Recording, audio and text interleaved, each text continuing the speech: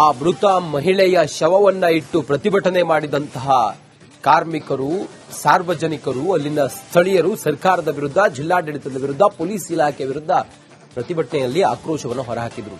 ಇವತ್ತು ಶೃಂಗೇರಿ ಬಂದ್ ಆಗ್ತಾ ಇದೆ. ಇವತ್ತು ಏನಾಗಬಹುದು, ಏನೇನು ಹೈದರಾಬಾದ್ ಸೃಷ್ಟಿ ಆಗಬಹುದು, ಇವತ್ತಿನ ಸಂದರ್ಭ ಸನ್ನಿವೇಶ ಹೇಗಿದೆ ಅನ್ನೋದ್ರ ಬಗ್ಗೆ ಹೆಚ್ಚಿನ ಮಾಹಿತಿಯೊಂದಿಗೆ ನಮ್ಮ ಪ್ರತಿನಿಧಿ ಚೇತನ್ ಪದ್ಮಶಾಲಿ ನಮ್ಮ ಜೊತೆಲಿ ಈಗ ನೇರ ಸಂಪರ್ಕದಲ್ಲಿದ್ದಾರೆ. ಚೇತನ್, ಈ ಹೊತ್ತಿಗೆ ಶೃಂಗೇರಿಯ ಬಂದ್ ಹೇಗಿದೆ, ಹೇಗಿರುತ್ತೆ ಇವತ್ತು, ಜನ ಏನ್ ಹೇಳ್ತಾ ಇದ್ದಾರೆ, ಪೊಲೀಸರು ಹೇಗೆಲ್ಲ ಬಂದೋಬಸ್ತ್ ಮಾಡ್ಕೊಂಡಿದ್ದಾರೆ? Over to you Chetan. Ranjith, ಇವತ್ತು ಶೃಂಗೇರಿ ವಿಧಾನಸಭಾ ಕ್ಷೇತ್ರ ಅಂದ್ರೆ 3 ತಾಲೂಕು ಬರುತ್ತೆ. ಒಂದು ಚಿಕ್ಕಮಗಳೂರು ತಾಲೂಕಿನ ಒಂದು ಹೋಬಳಿ ಅಂದ್ರೆ ಕಾಂಡ್ಯ ಹೋಬಳಿ. ನಿನ್ನೆ ಇದು ಆನೆ ದಾಳಿಗೆ ಮಹಿಳೆ ಬಲಿ ಆಗ್ತಾಳೆ, ಆ ಕಾಂಡ್ಯ ಹೋಬಳಿ ಅದು ಚಿಕ್ಕಮಗಳೂರು ತಾಲೂಕಿಗೆ ಸೇರುತ್ತೆ. ಆದ್ರೆ ವಿಧಾನಸಭಾ ಕ್ಷೇತ್ರ ಇರುವಂತದ್ದು ಶೃಂಗೇರಿ ವಿಧಾನಸಭಾ ಕ್ಷೇತ್ರ. ನಿನ್ನೆ ನಡೆದಂತ ಘಟನೆ ಸಂಬಂಧಪಟ್ಟಂತೆ ಏನು ಹುಣಸೆಹಳ್ಳಿಯಲ್ಲಿ ಮಹಿಳೆ ಏನು ಬಲಿ ಪಡ್ಕೊಂಡಿತ್ತು, ಅದರ ಮೃತದೇಹವನ್ನ ಮರಣೋತ್ತರ ಪರೀಕ್ಷೆ ಮಾಡಿ ಚಿಕ್ಕಮಗಳೂರಿನಿಂದ ಈಗ ಹೊಸಪೇಟೆಗೆ ಕೂಡ ಕಳಿಸ್ಕೊಡ್ಲಾಗಿದೆ. ಆದ್ರೆ ನಿನ್ನೆ ನಡೆದಂತ ಒಂದು ಲಾಠಿ ಚಾರ್ಜ್ ಏನಿದೆ, ಮತ್ತೆ ಕೆಲವೊಂದು ಬೇಡಿಕೆಗಳನ್ನ ಮುಂದಿಟ್ಟಿದ್ರು. ಆದ್ರೆ ಅದು ಯಾವುದೂ ಕೂಡ ಭರವಸೆ ಈಡೇರಿಲ್ಲ ಅನ್ನುವಂಥದ್ದು ನಿನ್ನೆಯಿಂದಲೂ ಕೂಡ ಹೋರಾಟಗಾರರಲ್ಲಿತ್ತು. ಆದ್ರೆ ರಾತ್ರಿ ಲಾಠಿ ಚಾರ್ಜ್ ಬಂಧನದ ನಂತರ ಒಂದು ಆಕ್ರೋಶ ವ್ಯಕ್ತವಾಗಿರುವಂತದ್ದು. ಅದರಲ್ಲೂ ಕೂಡ ಶೃಂಗೇರಿ ವಿಧಾನಸಭಾ ಕ್ಷೇತ್ರವನ್ನ ಬಂದ್ ಮಾಡಬೇಕು, ಸರ್ಕಾರಕ್ಕೆ ಎಚ್ಚರಿಕೆ ಗಂಟೆಯನ್ನ ಕೊಡಬೇಕು ಅನ್ನುವಂತ ಆಗ್ರಹ ಕೂಡ ನಿನ್ನೆ ಇತ್ತು. ಇವತ್ತು ಬೆಳಗ್ಗಿನಿಂದಲೂ ಕೂಡ ಏನು ಶೃಂಗೇರಿ ವಿಧಾನಸಭಾ ಕ್ಷೇತ್ರದ ಬಾಳೆನೂರು ಇರ್ಬೋದು, ಶೃಂಗೇರಿ ಇರ್ಬೋದು, ಯಲ್ಲಾರ್ಪುರ, ಕೊಪ್ಪ, ಕಡಬಗೆರೆ ಇಷ್ಟು ಕಡೆಗಳಲ್ಲಿ ಈಗ ಸ್ವಯಂ ಪ್ರೇರಿತವಾಗಿ ಬಂದ್ಗೆ ಬೆಂಬಲವನ್ನ ನೀಡಿರುವಂತದ್ದು. ವರ್ತಕರು ಮತ್ತೆ ಅಂಗಡಿ ಮುಗ್ಗಟ್ಟುಗಳನ್ನ ಕೆಲವೊಂದು ಅಂಗಡಿಗಳು ಕೂಡ ಈಗ ಸದ್ಯಕ್ಕೆ ಕಡಬಗೆರೆಯಲ್ಲಿ ತೆಗೆದೇ ಹೊರತುಪಡಿಸಿದ್ರೆ ಉಳಿದಂತೆ ಎಲ್ಲಾ ಹೋಟೆಲ್ಗಳು ಕೂಡ ಈಗ ಸದ್ಯಕ್ಕೆ ಬಂದ್ ಆಗಿರುವಂತ ಸಂಪೂರ್ಣ ಮಾಹಿತಿಗಳು ಕೂಡ ಸದ್ಯಕ್ಕೆ ಲಭ್ಯ ಆಗ್ತದೆ. ಇನ್ನು ಪ್ರಮುಖವಾಗಿ ಈ ಒಂದು ಆಕ್ರೋಶ ಏನು ಅಂದ್ರೆ ಒಂದು ಶಾಶ್ವತ ಪರಿಹಾರ ಸಿಗಬೇಕು ಅನ್ನುವಂಥದ್ದು, ಶಾಶ್ವತವಾಗಿ ಕಾಡಾನೆಗಳು ಬರಬಾರದು ಅನ್ನುವಂತ ಆಗ್ರಹ. ಶೃಂಗೇರಿ ವಿಧಾನಸಭಾ ಕ್ಷೇತ್ರದಲ್ಲಿ ಶೃಂಗೇರಿ ತಾಲೂಕನ್ನ ಕೆಲವು ಕಡೆ ಹೊರತುಪಡಿಸಿದ್ರೆ ಇನ್ನು ಉಳಿದ 10 ತಾಲೂಕುಗಳಲ್ಲೂ ಕೂಡ ಕಾಡಾನೆಯ ದಾಳಿ ಇದೆ. ಈಗಾಗಲೇ 1 ವರ್ಷಕ್ಕೆ ಇದು 9ನೇ ಬಲಿ ಆಗಿರುವಂತದ್ದು. ಹೀಗಾಗಿ ಎಲ್ಲೋ ಒಂದ್ ಕಡೆ ಕಾಡಾನೆ ದಾಳಿಯಿಂದ ಜನರು ನಿಜಕ್ಕೂ ಕೂಡ ತೋಟಗಳಿಗೆ ಹೋಗ್ಲಿಕ್ಕೆ ಮತ್ತೆ ರಸ್ತೆಗಳಲ್ಲಿ ಓಡಾಡ್ಲಿಕ್ಕೆ ಮತ್ತೆ ನಿತ್ಯವೂ ಕೂಡ ಜೀವ ಭಯದಿಂದಲೇ ಓಡಾಡುವ ಸ್ಥಿತಿ ಇರೋದ್ರಿಂದ ಒಂದು ಸರ್ಕಾರ, ಅದು ರಾಜ್ಯ ಸರ್ಕಾರ ಇರ್ಬೋದು ಅಥವಾ ಕೇಂದ್ರ ಸರ್ಕಾರ ಇರ್ಬೋದು, ಶಾಶ್ವತ ಪರಿಹಾರವನ್ನ ನೀಡಬೇಕು. ರೈಲ್ವೆ ಬ್ಯಾರಿಕೇಡ್ಗಳನ್ನು ಹಾಕಬೇಕು, ಟ್ರೆಂಚ್ ಗಳನ್ನ ಮಾಡಬೇಕು, ಆನೆಗಳು ಬರದಂತೆ ತಡಿಬೇಕು ಅನ್ನೋಂತ ಆಗ್ರಹ ಒಂದು ಕಡೆ. ಆದ್ರೆ ಮತ್ತೊಂದು ಕಡೆ ನಿನ್ನೆ ನಡೆದಂತ ಲಾಠಿ ಚಾರ್ಜ್ ಹಿನ್ನೆಲೆಯಲ್ಲಿ ಒಂದು 29ಕ್ಕೂ ಹೆಚ್ಚು ಜನರ ಮೇಲೆ FIR ಕೂಡ ದಾಖಲಾಗಿದೆ. ಅದು ಎಲ್ಲೊಂದ್ ಕಡೆ ರಾಜಕೀಯ ತಿರುವು ಪಡೆದುಕೊಳ್ಳುವ ಸಾಧ್ಯತೆಗಳೇ ಕೂಡ ಹೆಚ್ಚಾಗಿರುವಂತದ್ದು.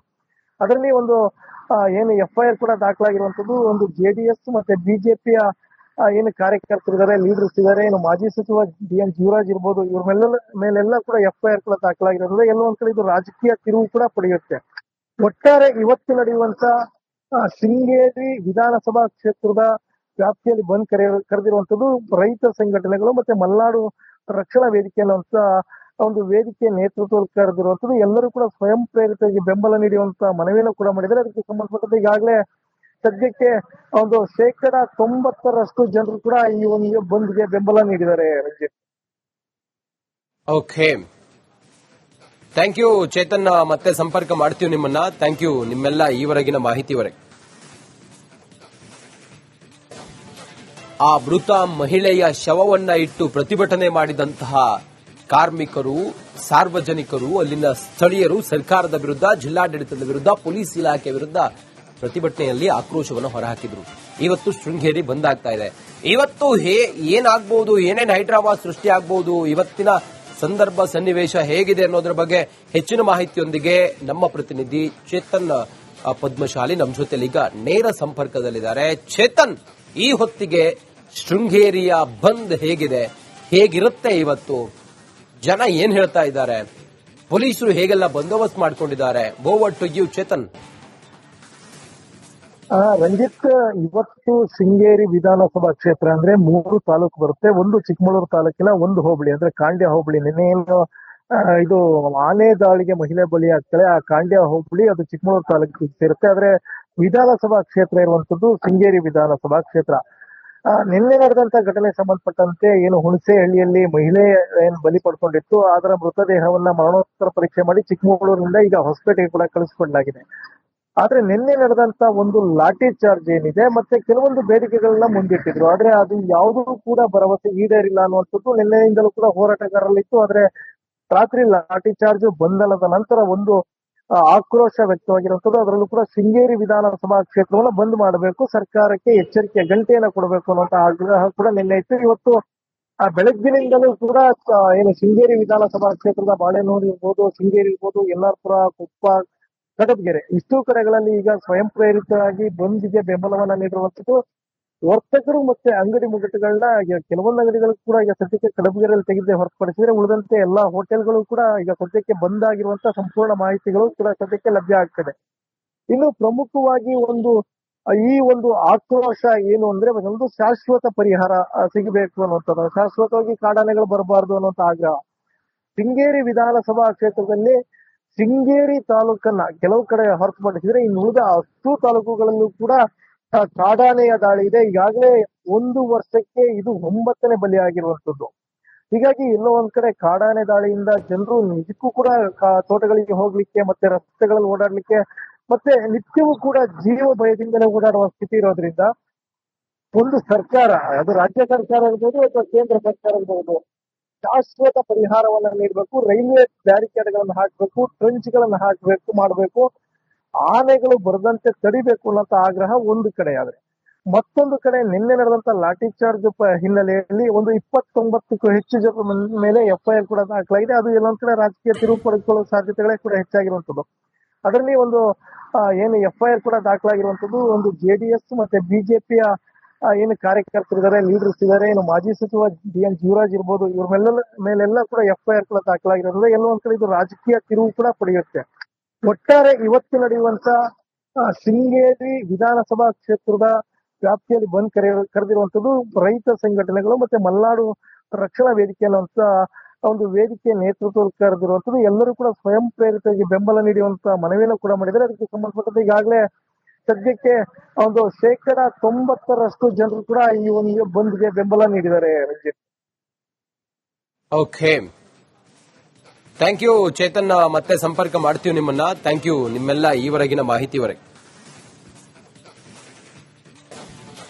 ಆ ಮೃತ ಮಹಿಳೆಯ ಶವವನ್ನ ಇಟ್ಟು ಪ್ರತಿಭಟನೆ ಮಾಡಿದಂತಹ ಕಾರ್ಮಿಕರು, ಸಾರ್ವಜನಿಕರು, ಅಲ್ಲಿನ ಸ್ಥಳೀಯರು ಸರ್ಕಾರದ ವಿರುದ್ಧ, ಜಿಲ್ಲಾಡಳಿತದ ವಿರುದ್ಧ, ಪೊಲೀಸ್ ಇಲಾಖೆ ವಿರುದ್ಧ ಪ್ರತಿಭಟನೆಯಲ್ಲಿ ಆಕ್ರೋಶವನ್ನು ಹೊರಹಾಕಿದ್ರು.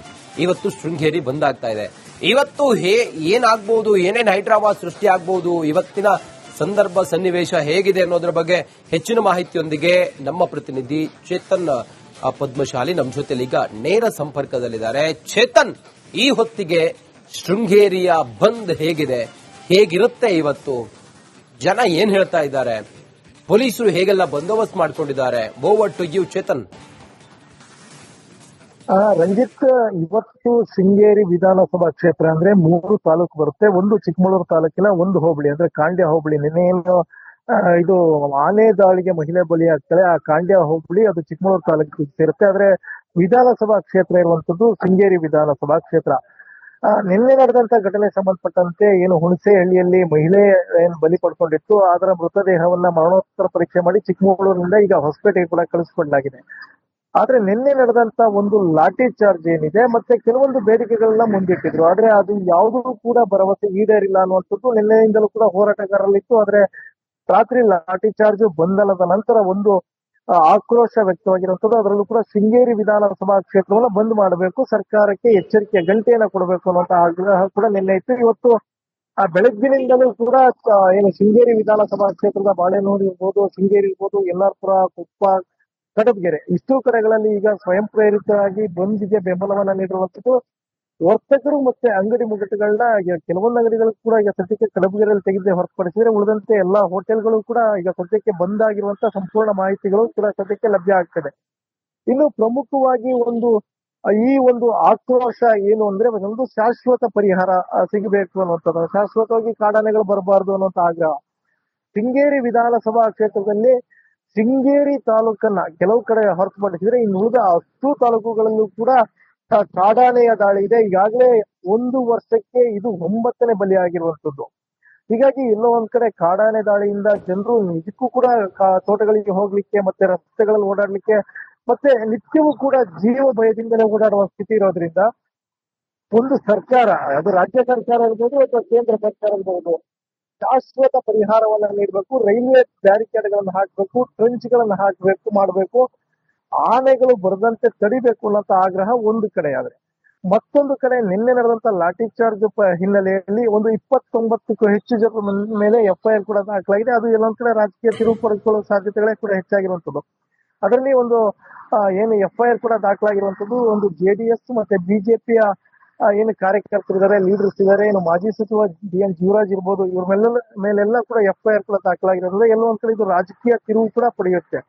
ಒಟ್ಟಾರೆ ಇವತ್ತು ನಡೆಯುವಂತ ಶೃಂಗೇರಿ ವಿಧಾನಸಭಾ ಕ್ಷೇತ್ರದ ವ್ಯಾಪ್ತಿಯಲ್ಲಿ ಬಂದ್ ಕರೆದಿರುವಂತದ್ದು ರೈತ ಸಂಘಟನೆಗಳು ಮತ್ತೆ ಮಲೆನಾಡು ರಕ್ಷಣಾ ವೇದಿಕೆ ಅನ್ನುವಂತ ಒಂದು ವೇದಿಕೆ ನೇತೃತ್ವ ಕರೆದಿರುವಂತದ್ದು. ಎಲ್ಲರೂ ಕೂಡ ಸ್ವಯಂ ಪ್ರೇರಿತವಾಗಿ ಬೆಂಬಲ ನೀಡುವಂತ ಮನವಿಯನ್ನು ಕೂಡ ಮಾಡಿದ್ದಾರೆ. ಅದಕ್ಕೆ ಸಂಬಂಧಪಟ್ಟಂತೆ ಈಗಾಗಲೇ ಸದ್ಯಕ್ಕೆ ಒಂದು 90% ಜನರು ಕೂಡ ಈ ಒಂದು ಬಂದ್ಗೆ ಬೆಂಬಲ ನೀಡಿದ್ದಾರೆ. Ranjith, okay, thank you Chetan. ಮತ್ತೆ ಸಂಪರ್ಕ ಮಾಡ್ತೀವಿ ನಿಮ್ಮನ್ನ. ಥ್ಯಾಂಕ್ ಯು ನಿಮ್ಮೆಲ್ಲ ಈವರೆಗಿನ ಮಾಹಿತಿವರೆಗೆ.